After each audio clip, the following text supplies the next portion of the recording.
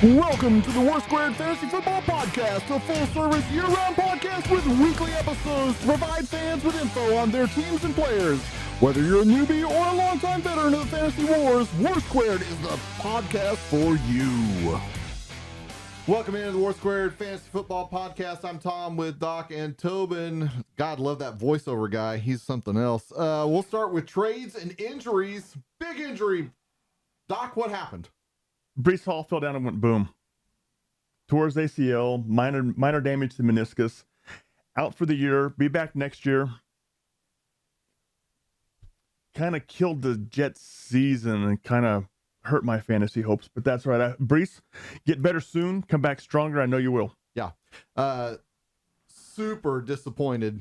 I really started to believe that he was just going to smash for the rest of the year. And he was going to. Oh my gosh. He ripped off a 62-yard touchdown run. He looks so fast. So fast. That's 'cause he is. Hopefully he'll come back strong as ever. That resulted in the Jets trading a conditional sixth that can become a fifth if he rushes for 240 yards the next, whatever it is, 9 games of the season to Jacksonville for James Robinson. Great trade for both teams. The Jets picked up some depth, go behind Michael Carter. Oh, I think he's a starter. Not this week, but he will be. We'll see. Definitely the starter. That's going to be a 5th-round pick. Jacksonville picks up a 5th-round pick, which adds some more depth, adds more youth to their movement as they go forward and build pieces together. Good trade for both teams. Too bad the circumstances surrounding it were so tragic for Breece. That's true. Now, as far as James Robinson owners, we get a reprieve on this one because they 100% were going to Travis Etienne, and they gave some bull crap talk after the game on Sunday saying basically, well, Robinson has kind of a knee issue. He's already marked as healthy from his brief appearance at Jets practice today. Well, it's cooler up north, so that's probably what it was. They might have a better medical staff too. You never know. Another big injury for big Mike Williams of the Chargers, out at least 4 weeks with a high ankle sprain. Looked pretty bad. This is Mike Williams. He's going to be out the rest of the season with that thing. He's a big dude. It looked really bad. It looked like it went snap. Same game, J.C. Jackson, patellar tendon, out for the year.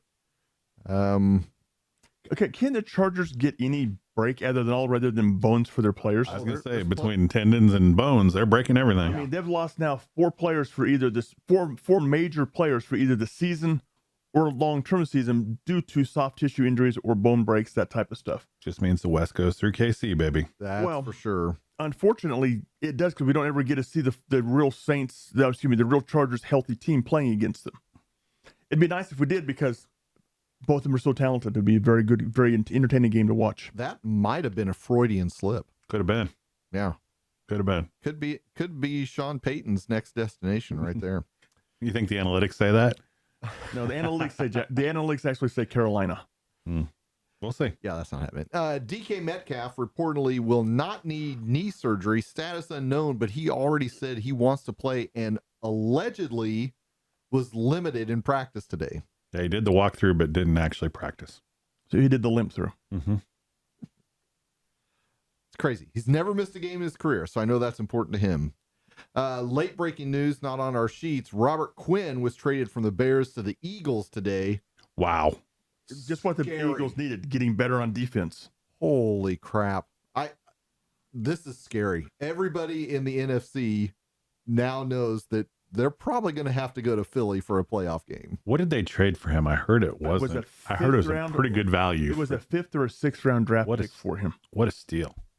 Yeah, I'm amazed at the devaluation of players like Quinn, or maybe the over-evaluation of late-round draft picks. It was a 4th. I just looked it up. Yeah. Okay. Still, what a steal. That's the 3rd-day pick. You're not going to find a guy like that in the draft in the 4th round. That's the 3rd-day pick. That can help you today. You might not find a guy like him in the 1st round. Correct. You have to hit. You have to hit on the guy. Yeah. Yep. And they're getting they gave up a 4th for him. And he's high dollar. And definitely the NFC, not really, because the signing bonus has already been paid by Chicago. It's like 12.9 a year or something like that. I mean, it's pretty steep. I mean, it's not keeping up with the cap inflation that's going to because of the new TV money deals and the gambling money, but it's still it's not. But for a Super Bowl James ring, Robinson's contract, I guarantee that. For a Super Bowl ring, you spend the 12.9, and now the NFC definitely goes through Philadelphia at this point in time until proven otherwise. I don't think it's going to happen. I don't know. That division's pretty tough right now. One little hiccup, and it's a muddy mess. You have. We'll get in this later when we talk about our predictions that we made earlier this year and how they're going at this point in time. So I'm going to put that off on the table and go back. David Njoku. That was easy for you to say. Absolutely, it was. Yeah, high ankle, 2 to 5 weeks. Whenever they give the low end, it makes me think it's not going to be that bad. So I'm guessing here, but I'm guessing it's a couple of weeks and he'll be back. I'm guessing 4 minimum. He's built just like Big Mike. Yep. I mean, those high ankle sprains on those big dudes that are 230 plus. That's hard. It's difficult. But I've seen both injuries. The Njoku is not nearly as bad as the Mike Williams. Mike Williams was... Which makes you wonder why it's as bad as it is. Mm-hmm. Was there a pre-existing condition? Had he injured before, which he has, as we go along through this? That's why when you look at chronic injuries, micro traumas that have to be a macro trauma, like what this kind of is, are usually longer existing than an explosive injury like what Mike Williams had. Okay. Matt Ryan benched for Sam Ehlinger for the rest of the season due to Ryan not leading the Colts to playoff contention already. That's because he got the Jabroni Ponies got the tar kicked out of him this weekend. They did by the Titans. And Ryan got the tar kicked out of him. $17.25 million would become fully guaranteed beyond what is already $12 million guaranteed for next year if Ryan's on the team the third day of the 2023 league year and unable to pass a physical. So he's already got a mild shoulder separation. It'll be healed by next year. But they don't want to injure it further and then have him on the roster. I mean, I'm expecting him to get released. I would expect him to get released or traded between now and... Oh, nobody's trading for that contract. I mean, no chance. Maybe if Dan Snyder gets an XFL team when he's punted out of the NFL. Yeah. Maybe. Well, yeah, I'm thinking, Matt Ryan, he's already got $12 million next year, right? So I figured he and Matt Rule ought to just get together and hang out for the next couple of years. They got plenty of cash. Matt Ryan's made more than enough cash in his career to be able to hang out wherever he wants to with whomever he wants to. That is for sure. We'll jump into the recaps. Cardinals 42, Saints 34, Andy Dalton 361 and 6. 2 of those 6 TDs were pick sixes to the Cardinals, both in the last 2 minutes of the first half, which should tell the story of this game. Kamara 11-49, 7 for 56 in the air. Chris Olave is still the wide receiver to own in New Orleans at 7 for 106. So, of course, all the passing TDs went to Taysom Hill, Rashid Shaheed, who now has 2 touches and 2 TDs in his NFL career. That's efficient. It's a nice stat line. And 2 TDs to Jawan Johnson, who started the season as the backup tight end. On the Arizona side, Kyler 204 from 1, 7 for 30 on the ground, 10 for 103 to the returning DeAndre Hopkins, fresh off his suspension. He's back. Looked amazing, like he had been there all season long. Eno Benjamin went off because I cut him in the Survivor League that Doc and I are in. Hold on, you're still in. I'm not. A defense. That's right. Doc Hang is on. officially eliminated. 12 for 92 and 1 touchdown on the ground, 4 for 21 through the air. Of course. You cut him and he was on my bench. Of course he went off. Absolutely. Yeah, that's a great place for you guys to be. Too bad I didn't play either one of you in either one of those 2 leagues with him. That's right. Doc, Sunday night, your favorite Steelers lost to the Dolphins 16-10. Yeah. Ugly game. It was another turd in the punch bowl. Oh, Ugly game. I'm telling you. Ugly game. Watching this, between Tua and Pickett, I want Pickett. Well, how long have we been bad-mouthing Tua? I'm going to keep bad-mouthing him. He was terrible. I don't think anything's changed, especially, one of the things we pointed out last week was Brian Flores knows what Tua can and can't do. So he took away what Tua could do, and you found out what Tua couldn't do in a hurry, didn't you? Yes, you did. And because of that, the only reason why they won is because how inept the Steelers offense is. Outside of the first drive, they were just, it's like their game plan changed after the first drive. They had the script, and the script was good. And after that, calling live, I've seen that happen in a couple games this year. Oh, yeah, I've seen it happen in Tennessee every game this year. Ah, brutal. Something in the brain of that OC calling those plays just gets away from what's working. Well, this play worked in the script, so let's go to that play and that play and that play and that play again, rather than realizing it was set up by the ones before that made that play successful. Yep. So Mostert, 16-79 on the ground, 4 for 30 and 1 through the air. Now, remember, at the beginning of the year, both of us told you guys that Mostert was going to be one of the players to pick up that was going to win you a Super Bowl. Could win you your leagues this year because he was going to come dirt cheap. Nobody else was going to draft him because of his injury history. And look at him. Firmly on the fringe of RB1 territory. Waddle and Tariq started hot but cooled in the rain. 4 for 88 for Waddle, 7 for 72 for Tyreek. So you're blaming it on the rain? Blame it on the rain. And Najee, 17 for 65, 3 for 15. Najee is cooked until they get everything rolling in Pittsburgh. Pickens got the TD, 6 for 61.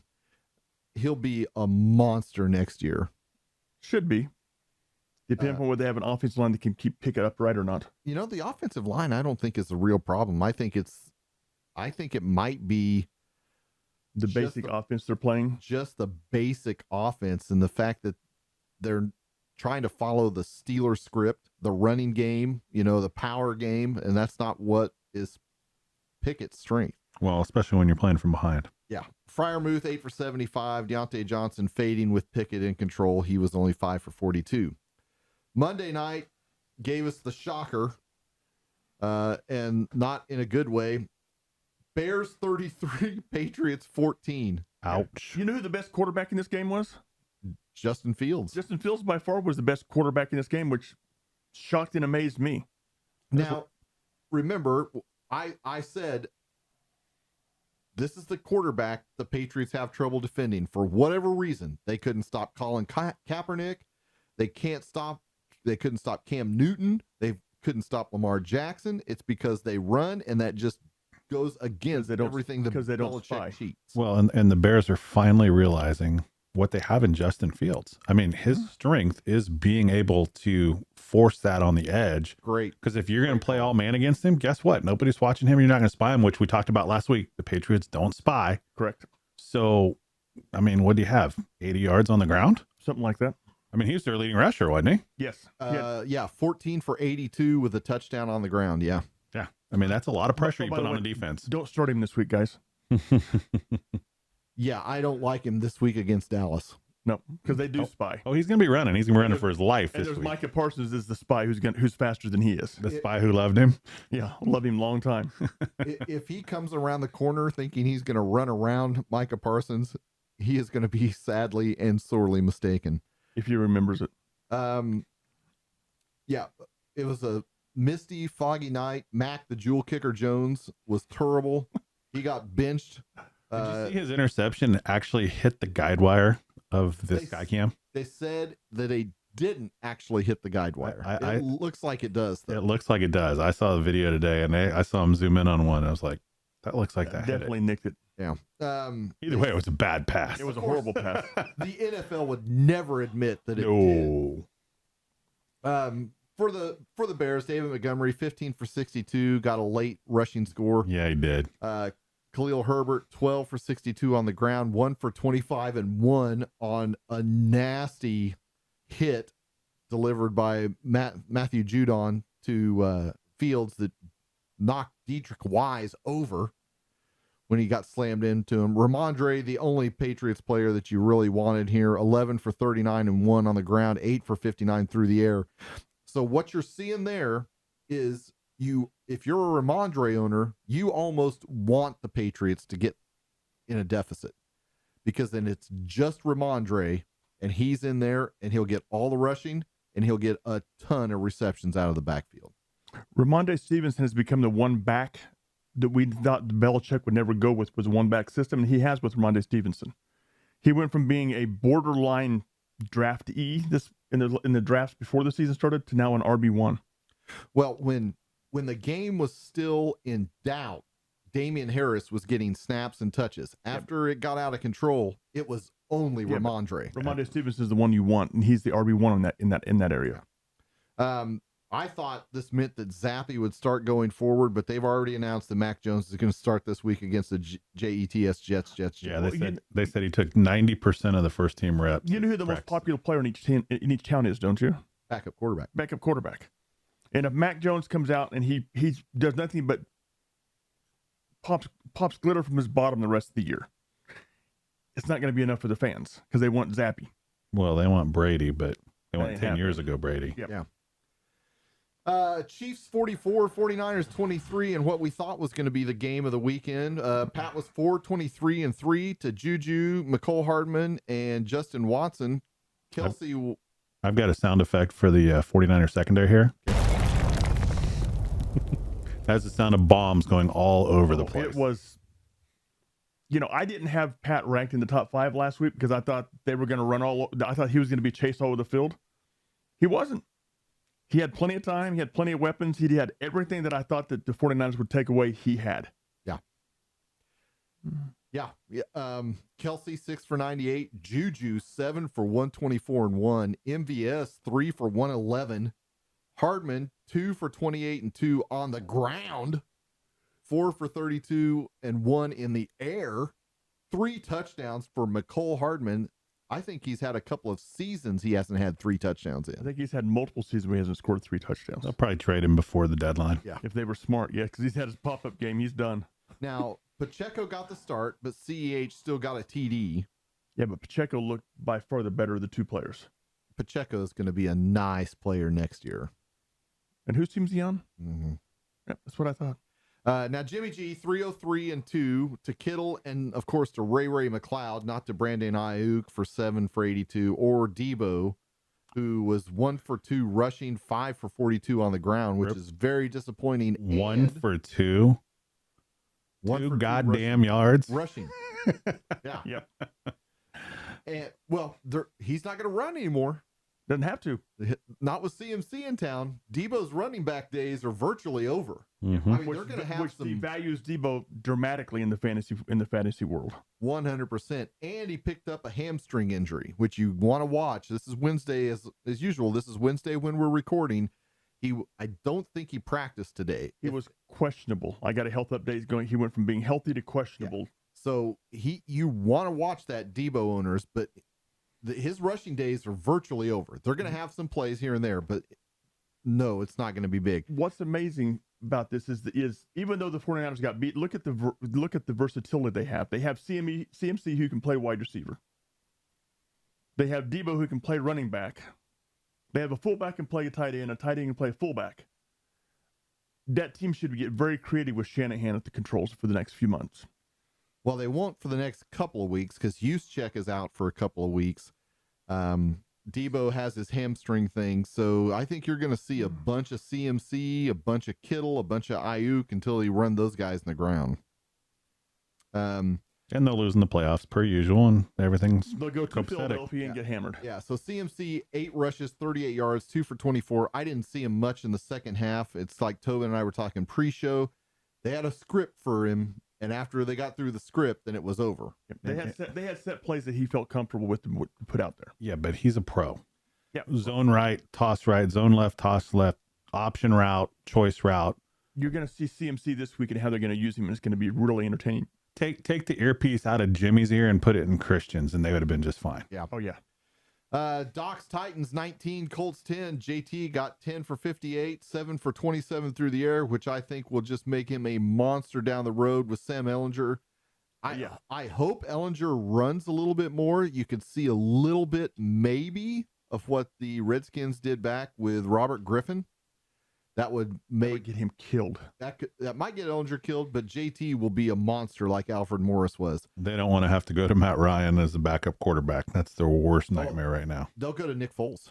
Yeah, they'll go to Nick Foles. They'll go straight to Nick Foles. Matt Ryan has basically done. been told that he is the emergency quarterback only. He will not be active Well, on game day. he will see time if Ellinger's going to run. And Ellinger's Foles gonna better have to crank run it up. because that offensive line this past week did not look good whatsoever. They The Boston offensive line didn't look good, and JT, even though he had reasonably decent numbers, did not look good running the ball because he was just literally getting hit almost instantly. Yeah, he was dodging people in the backfield. Yeah, I mean, it's hard to get anywhere. 5.8 a carry though is good. The problem is like I say in the notes, is Nyheim Hines is getting red zone carries, Mm-hmm. and You're Vulture. he is a vulture. He is the worst. I couldn't have been madder when I was watching this and I seeing was Nyheim smiling my Hines. butt off watching this thing. And then Matt Ryan's just throwing pick sixes and interceptions left Well, and right. I mean, they're both wearing blue. Come on. Well, the problem is his throws didn't look like a Matt Ryan throw. It looked like a first or second year quarterback throw who wasn't prepared, unlike Matt Ryan, who typically is. Well, he was watching the pass rush. It's awful hard to. When you're getting your bottom handed to you, it's difficult to do that. Very hard. Paris Campbell did the pop-up receiver bit, 10 for 70 and 1, killed Pittman and Pierce this year. King Henry, 30 for 128, 3 for 10. I think he is 7 receptions away from his career high, and I believe we still have 10 games to go. Yep. The Titans are just hamstrung by Ryan Tannehill. Well, not hamstring. Well, the only thing that hamstrings us to Ryan Tannehill is the contract. He's throwing the ball accurately. He's throwing the ball well. The problem is he doesn't have anybody to throw it to. He literally doesn't have anybody. We've put 2 more wide receivers on the IR this week and signed 2 more wide receivers. Yep.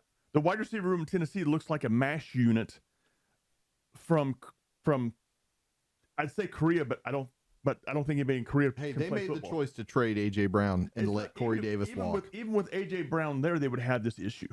Letting Corey Davis walk was the problem, in my opinion. But I've been beating that drum for 2 years now. That's true. But when Bob Trees is your number 1 wide receiver, you got issues. That's true.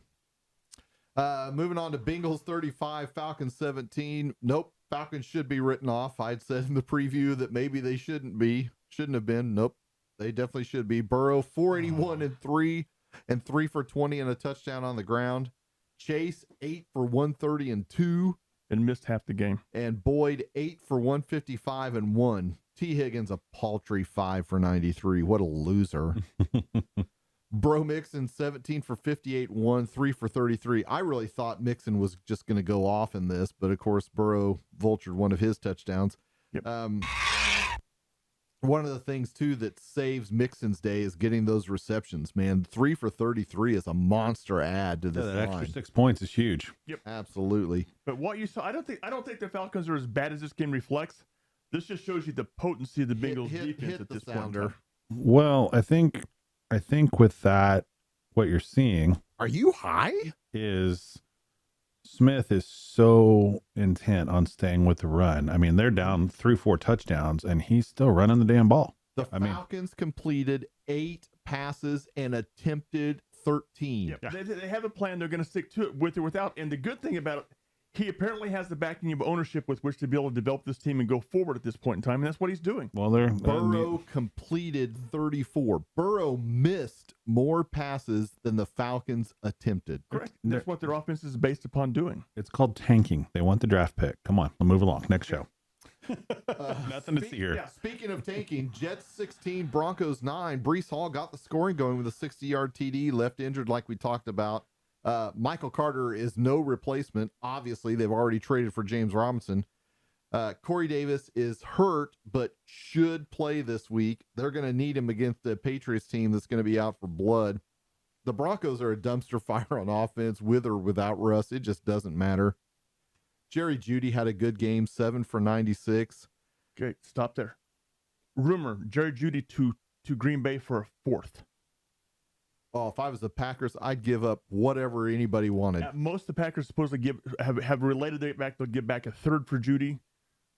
I mean, at most a 3rd, but they want to give up a 4th for him. But I wouldn't take it as a 4th for Denver. I'd maybe a 3rd, but I think you got to keep that receiver core. I mean, that receiver core. Why? Denver has the makings of something. If you can get somebody, throw him the damn ball. But Russ can't. They're tied to Russ for the next 4 years. There's nobody throwing the damn ball. They got Walmart money. They're not tied to anything.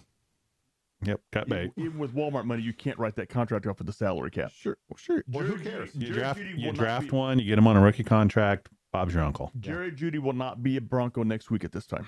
Oh my Okay. gosh. Great. I hope not. I hope not either. I have in multiple fantasy leagues. I hope he's. Well, hell, if he's going to go for a fourth, send him over to KC. We'll take Tennessee speed. should be going. Hello, we'll give you a third. Yeah. Everything I've heard is that Sutton is untouchable. Plus, nobody wants his contract. Judy, they know they're going to have to sign him to a new contract. So the target I've heard is KJ Hamler, who is but they've still got super affordable. But they still get Jerry Judy for 2 more years under the rookie contract. This is a 30-year contract. He's still got 2 years left. Then they got to pay him at that point in time. Well, they'll have to pick up The fifth year after next year. Yeah. And so at this point in time, if I can get Judy for a third, if I can get Judy for a fourth, I'd do it in a heartbeat. A third to think about it, maybe get something back. But Green Bay needs a wide receiver. Tennessee needs a wide receiver. Lots of teams need him. He will not be a Bronco next week at this time. Interesting. Giants 23, Jags 17. Danny Nichols 202-1 and an unbelievable 11 for 107 and 1 on the ground. Run, Forrest, run. Doing his best Lamar impersonation. He did have a wide open run where he fell down again. Yeah, those chalk lines are really good tacklers. Unbelievable. But you know why the Giants are 5-1? Coaching. Mm-hmm. And Danny Dimes is doing what he's supposed to do. He's not making the mistakes. He's a very competent NFL quarterback at this point in time. And by the way, a top 12 fantasy quarterback. Yes, he is. Yeah, it's all with the legs because he has nobody that can win on the outside. He's got us on the outside. Yeah. Oh no. I can, well, not currently. You on the IR? You on the IR? 25 years ago, I was better than what He pulls these a guys hammy got. thinking about running now. I do not. Yeah. Saquon, 24 for 110 and 4 for 25 through the air. They had a great scene where they showed the Giants' last drive, and they said, look, we're going to run this until you can stop it. And Saquon gained like 30 yards because they couldn't stop it. So they kept running it. They ran it to the right 3 times in a row, 8 yard, 8 yard, 8 yard. Then they ran it to the left, 6 yards. Ran it back to the right, 2 yards. Ran it to the left, 8 yards. Ran it to the right, 6 yards. And they're just going down the field like this. I'm like, I can't believe it. Which is exactly what you do if you're an offensive coordinator. It's USC. Student body right, student body left. Until Let's go. you stop it, then we'll go up the middle. Here we come. Yep. Now, Darius Slayton, 3 for 58 and 1. If you're super desperate, I guess, because he's the only Giants wide receiver. Trevor Lawrence was 310 and 4 attempts, 3 yards, 1 touchdown on the ground. Came up just shy of the goal line. A nearly Titans in the Super Bowl stop. 7 for 96 for Christian Kirk there. Travis Etienne is, we were talking about him a little bit earlier. He's the reason that James Robinson is available. 14 for 114 and 1, only 1 reception and 5 yards. James Robinson, as we said, didn't have a touch. They tried to tell us it was health related. I bet they had several deals already in the pipeline. Yep. And then the Jets offer was just the best one. Yep. What's amazing about this is Etienne. You see the Jags adding pieces and adding reps to people. Etienne, he's going to be a load next year. He's gonna be a monster by the time this season's over when they figure out they can throw him the damn ball on those choice and option routes, just like CMC. Yeah, between him, Kirk, Lawrence is going to have a lot of weapons next year. He's got a lot of weapons this year. I think they do need like that big guy, this a big bowling ball guy, like the guy you can put in on a 3rd and 1, and you know he's going to get it and push the They pile. need Maurice Jones-Drew back, the pocket rocket. A.J. Dillon, yeah. Cowboys 24, Lions 6. Dak was back, but he was rusty, only 207 and 1. CD was 5 for 70, should have been a lot better. Pollard 12 for 83. Zeke gets the touchdown, 13 for 57. Jared Goff was, well, Jeff Goff on the road. You know, this is what happens when he gets out on the road. His home road splits say everything about this guy. They do play the Dolphins in Detroit this week, so I'm expecting a shootout there. I'm starting him in 2 leagues. God, I hope so. He's my backup this week. Only 220 yards passing, 2 interceptions, 2 fumbles, sacked 5 times. Amon-Ra St. Brown left allegedly, per Dan Campbell, not with a concussion, but he was limited in practice today. You know what the changing point of this game was? the fumble on the goal line by Jamal Williams. They punched that one in. I believe the score would have been 12-10 at that time. 12 to 10 with the extra point. And that would have put the Lions not in control, but in contention of the game. At that point in time, when that did, you could see you could see all the air go out of the Lions at that point in time. The game was over with. God, I hate that sounder. Jamal Williams was 15 for 79, and that was Jamal Williams' first lost fumble of his career. And that was the point in time that changed this game completely around. Look out, he broke the seal. Just an FYI, DeAndre Swift practiced in full today. He will be playing this week against the Dolphins. I do not think that is good for the Dolphins defense. Ravens 23, Browns 20. Lamar's worst game of the year, 120 yards passing, 10 for 59. But Gus Bus Edwards came back, 16 for 66 and 2. Mark Andrews did not have a catch. Not one. He had a rush for 4 yards. Yes. How many times did they target him? Did you see that? I think it was 3. I thought it was 2. That needs serious if he's not even getting a target. One of the things that they said is they specifically stopped him. Their whole game plan was around stopping Mark Andrews. Which worked. Yeah. Not much else in that shop. Nick Chubb, 16 for 91 and 1, 2 for 16, and cue the Doc rant. I'm done ranting. There's absolutely nothing I can do at this point in time because apparently the Cleveland Browns are too stupid to turn around and hand the ball to Nick Chubb. I mean, look at the numbers. 1691 with the touchdown. 1 for 16. He touched the ball 17 times and they had 107 yards and a touchdown. This is going to be Doc walking into the Cleveland offensive coordinators meeting this week. That's going to be them at me going, hand him the damn ball. That's it. I mean, look at the numbers. There are backs that are worse than he is, touching the ball more often than he is, and they can't figure it out. Now, Kareem Hunt is supposedly on the block. Kareem Hunt is supposedly going to be traded for a 3rd or 4th, depending upon what rumor you believe at this point in time. And when that happens, if they don't give him the damn ball, Chubb, ask for trade. You got to get out of there, dude. They're killing your career. But you know that if they trade Hunt, that just means D'Ernest Johnson is going to get, unfortunately, yes, some carries in there. I mean, but he's good. I mean, I think he's good too. Well, it's not that Hunt's not bad. Chubb is that much better than both of them. Yeah, I agree that Chubb is not.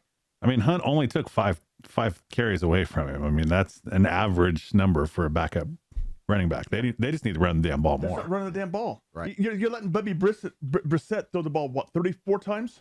I don't know. It's too much. Amari Cooper, 3 for 74, had a touchdown called back for offensive pass interference.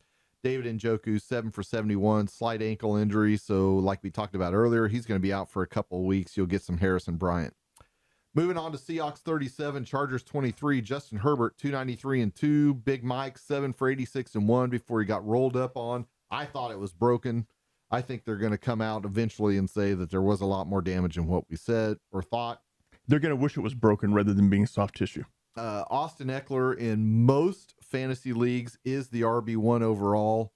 9 for 31 and 1 on the ground, 12 for 96 and 1 through the air. It's hard to beat that 12 points, 1 point per reception, plus 9, gives you 21, plus 6, gives you 27 just through the air.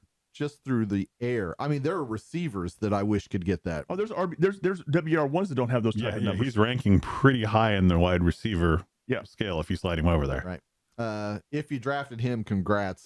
Geno may have gotten DK killed. He came down awkwardly. They're going to MRI it. Apparently the MRI came back clean, so we're good there. Geno was 210 and 2 with both going to Marquise Goodwin. Who dat? I mean, he's been floating around the league for years, and finally got some time basically because DK was out. He went 4 for 67 and 2. So career day. Maybe I don't know. The real you need to pick him up and start him, Tom. I need to pick him up and cut him, and then he'll keep going off. Ken Walker the third, 23 for 168 and 2, reached a top speed over 22 miles per hour on his touchdown run. I think it was a 75-yarder, 74-yarder. Fastest speed in the league this season. That's moving. Yep. That's picking him up and putting him down pretty good. By the way, Kenneth Walker the third, league winner. If you have him, you're probably going to catch fire and go on a run. If he stays healthy. Panthers 21, Bucks 3. What? That is a what? Okay, so Mike Evans drops a walk-in TD at the beginning of the game, and that was the highlight for the Buccaneers. I mean, Brady threw for 290 yards somehow, but didn't get a touchdown. Yeah, there was a lot of this going on the Bucs sideline. Yeah, the Bucs are a team that's in complete disarray. This is a team that needs Bruce Arians to come back down and set things straight again, rather than letting Todd Bowles do it. Yeah.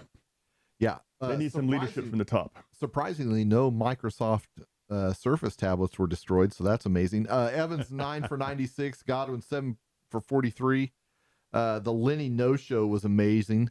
Oh, God. And it starts. DJ Moore finally got loose, 7 for 69 and 1. Chuba started, got the TD, 963 and 1, 2 for 10. But CMC? Without CMC, Donta Foreman got him down there, 15 for 118 and 2 for 27. And Chuba's not practicing today. Remember last year when King Henry went down? Devonta Foreman was the reason why we were the number 1 seed last year in the AFC.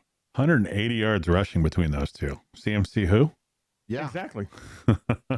I mean, Donta Foreman is a beast. That's a big kid. And he's a $2 million contract. Yeah, that's cheap. That's cheap right there. Yeah, I mean, he's a hell of an insurance policy. Yeah, he's the pickup to have, I think, between those two. Yeah. Raiders 38, Texans 20. This is Josh Jacobs' Girls Gone Wild situation here. 20 for 143 and 3 for 12 through the air. He's a league winner. If you drafted him, hold on, he's not a league winner. Oh not my yet. gosh, if you drafted him, he's your 3rd or 4th running back. Yeah, if you drafted him, you're lucky. If you drafted him, we were making fun of you for drafting him in the league. At this point in time, he's put it together and been there. But let's see what happens over the next few weeks to see if he continues doing this. Remind me what he did to you in your game. Oh, he absolutely hammered me. I need to put a crickets one on here too, don't I? Yeah, no, he absolutely. Ross had him and he absolutely hammered me. But a league winner at this point in time, I wouldn't go quite that far yet. I don't know. He's had 3 straight games over 130 yards. This is with, just my hamstring Jacobs. Okay. Devontae 8 for 95, no TD. He must have missed practice today. I don't know what's going on because his status went from healthy to questionable, but he's a veteran. Maybe he had a day off. Well, one of the things that happens on Wednesday, I keep getting this. I get like 400 emails. Has been downgraded from healthy to questionable. Healthy to questionable. Tomorrow I'll get 400 emails to say he was upgraded from questionable to healthy. Or get him on Friday. Yeah. Yeah. Yep. He's still got a heartbeat. He'll be fine. Oh yeah. Tommy took it for us. Damian Pierce, 20 for 92, 4 for 25, but not in when they went to the hurry up at the end. I mean, really? You'd really rather have Rex Burkhead in there. Young guy. Maybe he doesn't have that yet. Okay. NFL's complicated. Math's hard. Yeah. Davis Mills, pretty serviceable QB. Maybe he'll end up in New England, or maybe he'll end up in place of Carr. He would be a nightmare with Belichick, wouldn't he? I mean, he's a Stanford guy. He's just, wow. Yep. He's a sharp dude. Mm-hmm. Davis Mills is not a bad NFL quarterback. He is very serviceable there. If they put pieces around him, he could lead him to a winning record next year. Yeah, the whole problem. You don't even need that to win that division. That's the crazy part. I mean, come on. You go 500, you win that division this year. Not this year. Not quite. Tennessee will be better than that. Yeah, they'll be better than 500 for sure. Commodes 23, Packers 21. Actually, we're going to be the gosh dang Commanders. No, you're not. You are Aaron Rodgers spinning around the ball right now. Absolutely. You are, and you will forever be the Commodes until Dan Schneider's no longer your owner. Oh, that's partially true. Consider Raj and the pack forked. The Dobbs didn't record a catch. A.J. Dillon's and mothballs, and the Packers can generate a lead, and they can bludgeon a team into oblivion with him. Aaron Jones went off for 8 for 23, and here we go again. 9 for 53 and 2 through the air. That's 26 points through the air as a running back. As expected, Terry McLaurin came back alive with Heineke at the helm, 5 for 73 and 1. And I'm telling you right now, if we could get a bag of footballs for J.D. McKissick, we would take it, because Antonio Gibson was a receiver at Memphis. He is a way better receiver than McKissick is. And McKissick could not have made that catch that Gibson made in the end zone. You're not wrong. Yeah. But the problem here is what's wrong with the Packers? I mean, Raj, where do you start? I mean, Raj came out yesterday and ran his mouth, said some people need to be set down. They need to lose reps, to which multiple NFL veterans said today, Raj needs to sit down and shut up. He's talking too much. I mean, they got issues in Green Bay that aren't skin deep.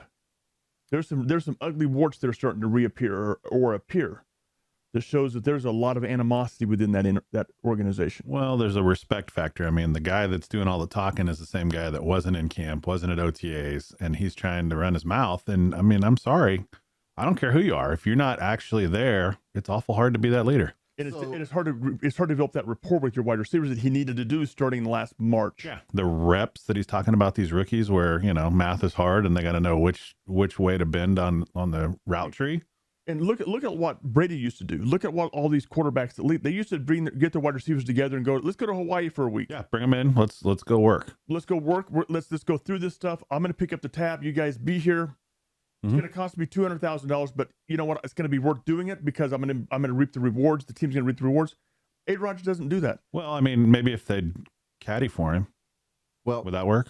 I don't think so. So 2 stories. One, during his press conference post the San Francisco game, Juju Smith-Schuster talked about working with MVS, with Travis, and with Pat in Texas during the offseason. They would practice, during the day. Then they'd play Call of Duty together at night. And he says they would just communicate well. It'd be like, okay, this guy's coming over here. You get him. Okay, I got him. Get him. And they worked on communication, playing video games, and they say we're translating it to the field because we just start believing in each other and trusting because we hung out together. Isn't that what Kyler says? Yeah, but Kyler's not including his team. Kyler's doing it. So there's different. He's got his other game. I also saw that part where MVS kind of threw the other guys under the bus and said that he's the guy that carries the load on Call of Duty. The other guys pretty much suck, and he had all the kills. So there's that too. I mean, you look at this, and you can definitely tell the difference between a Brady and Mahomes, that type of a leader, as compared to A-Rod, and the lack of leadership skills that he has. And then on Sunday Night Football in America, Tony Dungy said that and Anthony Gonzalez, then of the Colts, he couldn't practice with the Colts at their mini camp because of the rules of Ohio State graduating late. So Peyton Manning would drive over the weekend, go to Ohio State, and work out with Gonzalez for 2 days, and then drive back to Colts camp. Got in his car and drove there from Indianapolis and went back. One of these is not like the other, right? Yeah. And you can see that difference in it, and you can see the lackadaisical attitude that A-Rod just got compared to the let's get out and solve these issues rather than pointing fingers like he's doing. Okay, so real quick before the break, the weekly picks: Tobin 9-5, Doc 6-8, I was 8-6. Doc is way back now, 49-43. Tobin's actually at I think it's 61-31. But you can tell who the gambling degenerates are, the one who doesn't gamble on games. Or it's just dumb. Or my crappy picks, one of the two. We'll hit the break here, and we'll be right back.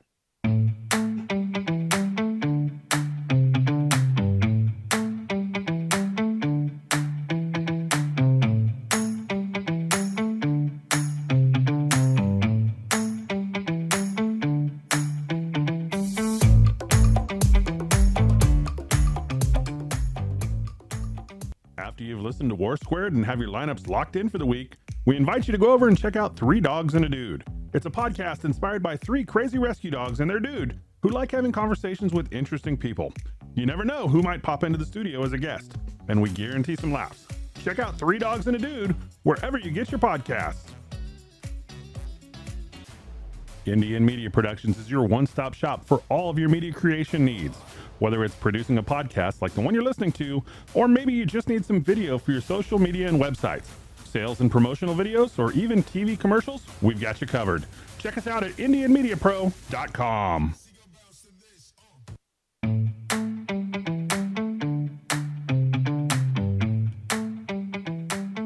All right, so we're checking back in here. We talked about last week maybe coming here and doing some halfway season point recaps and stuff like that, just to see where we are at on teams going into the season from back in, I believe it was May, when Doc and I were making these projections. Okay, Ross. Predilections, whatever they are. Teams that mostly we were wrong about here. I think Doc was more right on a couple of them. I've got that recorded, Doc, just so you know. You can pay me later for the copy of it. I'm used to hearing it from him, though, so it's all right. Yeah, right. Eagles 11-6 for me. Doc had them at 13-4. They are currently 6-0, so they have way exceeded what we thought they were going to do. Basically, they'd have to go 7-4 to even hit Doc's number down the road. I mean, they could be under 500 and hit my number, so they've way exceeded that, and they just acquired Robert Quinn, so that's amazing. The next 6 teams I'm going to list, I have them projected to have won 4 games total by this point. We're going to start in New York with the Giants, who I projected at 1-16. Doc projected them at 7-10. They are 6-1. Yep. One of the things in my defense, I had most of their wins coming early in the season as well, rather than late. So we'll wait and see what happens the last 10 games with them, see whether they fall back to where I think they will be or not. I'm going to go ahead and say they're not going to be 1-9. I got $100 that says they're not 1-9. I'm not going to take that bet. I'm just saying that's what I predicted to have more wins at the beginning of the season than late in the season. Then shut your face hole. Jets 4-13. Doc had them at 6-11. I guess the Brees factor for Doc a little bit there. They're currently 5-2. It's going to be real interesting to see how they proceed now. Yeah, it's going to be. I mean, that's a gut shot to lose. Well, their heart and soul's gone now. Yeah. The guy who was bailing them out of all of their mistakes with awesome work on the field. I mean, you have a running back that comes in that changes the offense and changes the way it works, changes the defense works on the field, and that's what Brees did. Yeah. The Seahawks, I had them at 3-14. Doc at 4-13. They're currently 4-3. So you're saying there's a chance I could be right? Not much, but a chance. I got another $100. So they're not going 0-10. I have them winning this week, so we're all right. In fact, I'll up that to 1,000. Woo! Bears 3-14. We both had the Bears at 3-14. They're currently 3-4. Now this is the one that I just don't get. Well, how they beat the Patriots? Well, how they beat the 49ers even in a monsoon in Chicago. I mean, they're just better swimmers. Come on. Yeah, I can get the monsoon game to them, but I can't get the Patriots game to them. It's like, what in the world happened there? Yeah, I do not know. The Vikings, I had them at 5-12. I just did not have faith in Captain Kirk. You had them at 11-6. Yes, there was no. You ridiculed me for a long time about that. I did. 5-1 currently. Now, granted, of course, I had them being curb stomped by the Packers in week 1, and it was the vice versa totally. Mm-hmm. Now, and then the last team I had the Falcons at 1-16. You had them at 2-15. They're currently 3-4. Yeah, but according to you, that's not going to get much better. Well, I don't see it getting a lot better. And what really killed them against the Bengals this past week was their best cornerback, AJ Terrell, went out with a hamstring injury before Jamar Chase hurt his hip or his hammy or whatever his ailment is. Mm-hmm. And more importantly with those guys, they're killing people in fantasy. I mean, Kyle Pitts is the best blocking tight end in the league, and Drake London, I mean, they're running the ball. Well, I mean, when you complete 8 passes, what do you got in their passing game? Yeah, you park them. Kyle Pitts had an impressive 46% target share last week. Yep. Yeah, 3 passes. Yeah, that was 7 passes. That was 6. Yeah, 6 passes that were targeted towards him that he caught 3 of for 9 yards. Yep. Way to get the deep passing game going, guys. That's going to really open things up. That's Pitts is probably he is the franchise dynasty tight end that you want, but you can't start him this year because the offense is so anemic. Yeah, it's just brutal. Okay, so moving on. Next one, we're going to talk waivers and top 5s. Yeah, so waivers, it's going to be a short list. We went to, at this point, I don't think there's a lot of guys out there beyond the top 5 or 6. Very, very few. that you're really going to pick up unless somebody surprise drops somebody. So number one on my list is Donta Foreman. He's going to be the guy who gets the big yards in Carolina. I mean, they might start Chuba again, but I think Foreman's the one to have. Gus Edwards, all aboard the Gus bus. I mean, he comes right back in and gets 16 carries and 2 touchdowns, at least while J.K. Dobbins is out. I think they're going to ride him into the ground. And folks, J.K. Dobbins is more than likely done for the year. A minimum of 4 weeks. He's on IR. I put Chuba Hubbard here next.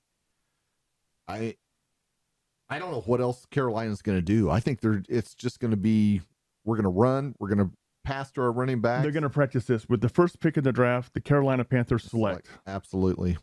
Number 4, I put Michael Carter on here. He should get more work now that there's no Breece Hall. He's kind of been their touchdown back for this week for sure. He should be the lead back. Going forward, I still think James Robinson ends up being the starter there, and they use Michael Carter as the third down and the rest back. Yeah, you don't make that trade to get a backup. No. Yeah. And then Greg Dulcich, who's the rookie tight end in Denver in dynasty leagues. Yeah, I'd be snatching this guy up real He's quick. already gone. Yeah. Ones I have, Elijah Moore. If he ever gets on a field somewhere. Yep. Paris Campbell. Well, on Elijah Moore, it's all a kumbaya thing now. They're all together. They're all in because Corey Davis is hurt and Breece Hall's gone. So what are we going to probably do a lot more? Throw the damn ball. Throwing the ball. Yep. Kyrie Williams. Not sure I pronounced the first name correct if you're shocked about that. I thought he was going to say Kyrie Irving there for a second. I know the NBA started, but damn. Jermichael Hasty. Kyrie Williams, you're talking about the Rams backup? Yes. Yeah, with Cam Akers and whatever his situation is, I think that's pretty solid. And then Jermichael Hasty, he is now the backup in Jacksonville. Yep. Those are the 4 that I had on my list because, quite frankly, if you're playing a league and those top 5 that Tom gave you are still available, let us in. Exactly. We'll bring the wallet. Exactly. Now, a couple of these guys were available even this week in a bunch of the leagues that we're in. I picked up a bunch of them in a bunch of leagues we're in, but moving over to top 5s, my guys are Josh Allen, Joe Burrow, Kyler Murray, Kirk Cousins, Derek Carr. Mine is Josh Allen, Joe Burrow, Jalen Hurts, Kirk Cousins, and believe it or not, Jared Goff. He's at home.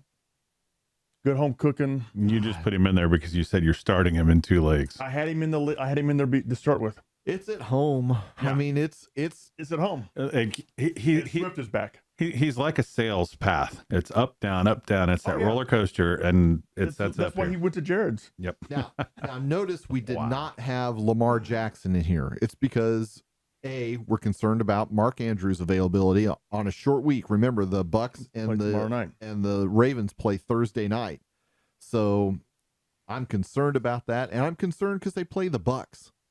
And if the Bucks aren't mad about getting manhandled in Carolina, and then getting beat in Pittsburgh the week before that, I don't know what's going to happen there. Moving on to running backs, Derrick Henry, Nick Chubb, Kenneth Walker, Saquon, and Joe Mixon. Yep, I've got Henry, Chubb, Walker, Barkley, and even though I badmouthed him, Jacobs is there until proven otherwise or he gets injured, which I think is going to happen with the injury comes sometime soon. The only thing that I like Mixon better here is they play Cleveland on Monday night, and I think Cleveland is going to overplay the pass, and I think that Mixon can just destroy them on the ground. I mean, they're already getting destroyed on the ground. If Gus Edwards can do 16 for 63 and 2 touchdowns, Joe Mixon could probably do 16 for 90 and 3 touchdowns. I think the Bengals are going to come out and just show you how high-powered of an offense they have and how skilled they are at those positions. Pass? Yeah, every time. Yeah.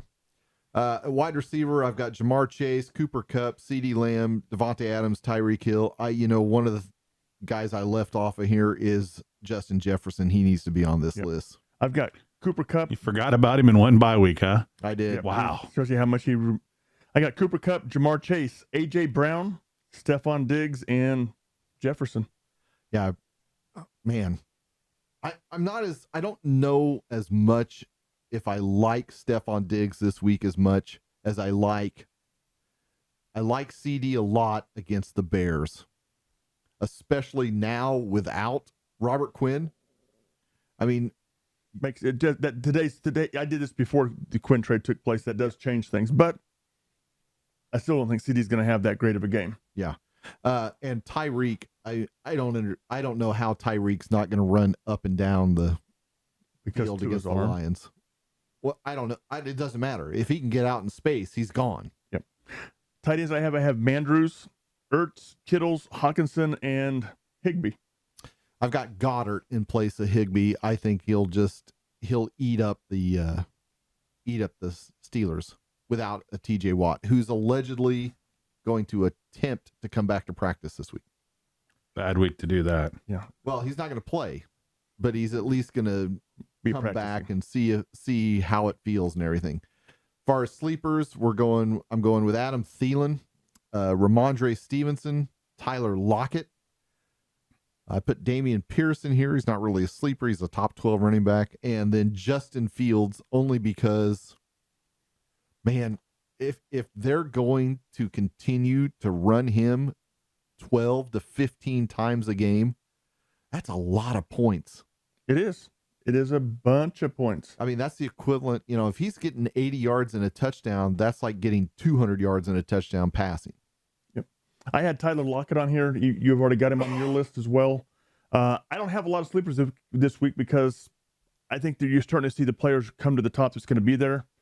And with the teams that are off, we use some of the sleepers from those positions at that point in time.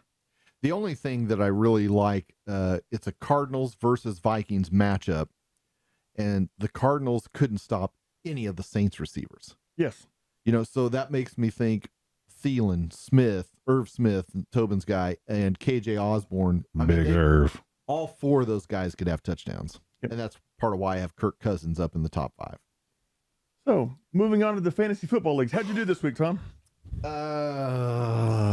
Good and bad. I mean, it just depends on which league you're in. In the Dynasty League, Doc killed me. He had Burrow and Chase, and it's hard to overcome 80 points. I had 4 players score 4.2 points for me and still beat you by 35? By like 30, yeah. It's amazing. Billy is 0-2 since his latest trade escapade. And has now put 4 players on the block in the last 2 weeks. I think he put his whole team on Sans Jefferson is what I read into that messaging. Right. And then Tobin finally got a win. You're out of the pancake space. Well, I finally didn't have somebody go off for 140 plus against me. I think didn't I finally exceed you with points against? Yeah, by 5. And this is my second week in a row of leading the league in scoring, and I'm now number 1 in scoring in the league. Yep. That is true. It helps when you have Burrow and Chase going off together. Gee, I wonder who made that happen. Oh, yeah, I traded for them all, didn't I? You did. I'm still upset that Ross didn't get a better deal for He got Chase. the deal he wanted. He was happy with it. And by the way, Ross is doing really well in the league. Evans has worked out pretty well for him, hasn't it? I don't think it's because of Mike Evans. I think I'd put more of that on Josh Allen and catching people at the right time. Yep. In the BNI league, I upset Matt. I was projected to lose that by about 10. I won it by about 10. Doc got out projected by Ross. I was projected to beat Ross by 30, and upset I got beat by 40. Yep. Because I don't know what happened. I think Ross has a voodoo doll in there, but he pokes holes in them with. He's got to win something. And how'd you do, Tobin?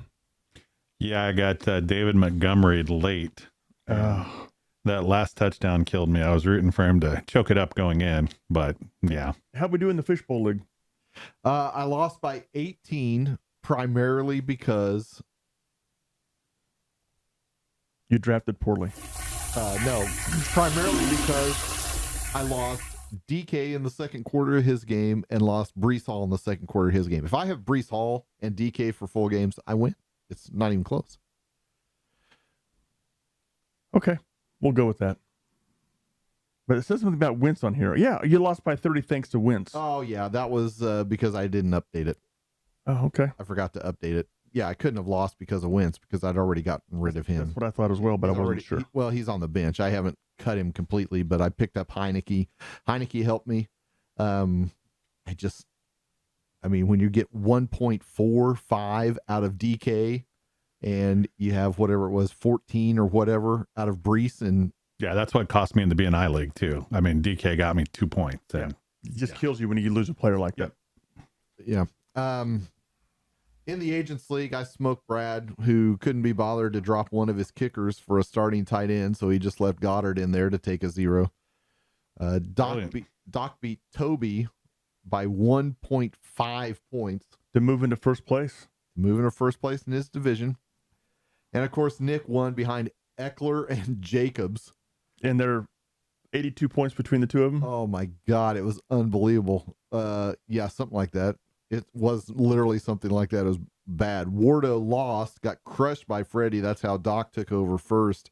And of course, I don't play Nick this week when he's missing Eckler. I've got to wait until after Yeah, of course. their bye week to face Nick. That's for the because second he's time. the GM and sets the schedule, dummy. Haven't you figured that out yet? God. I mean, what he does, he looks at the schedule and go, I want my bye week here against Tommy. That way I get everybody against Tommy. That's right. I want to play Tommy on the week when Nick Chubb's on a bye.